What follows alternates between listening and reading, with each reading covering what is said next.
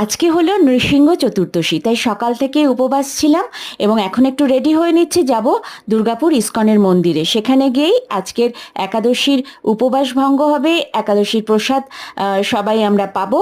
সাবুর খিচুড়ি এবং নানা রকম ভোগ সেখানে নিবেদন করা হচ্ছে নৃসিংহদেবকে, জগন্নাথ দেবকে, রাধা গোবিন্দজিকে।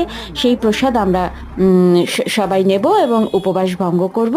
তো চলো ইস্কন মন্দিরে টোটো করে এক্ষুনি আমরা পৌঁছে যাব। আজকের ওয়েদারটা খুব ভালো, ভীষণ ঠান্ডা ঠান্ডা, বৃষ্টি হবে হবে মনে হচ্ছে। দেখা যাক কি হয়। তো পৌঁছে গেলাম দুর্গাপুর ইস্কনের মন্দিরে। কি ভিড় দেখো এখানে, প্রচুর লাইন, দর্শনার্থীর ভিড় এবং হাজার হাজার ভক্ত উপবাস রয়েছেন আজকের এই পবিত্র তিথিতে। এখানে এসে তো মন ভরে গেল। তো শুভ নৃসিংহ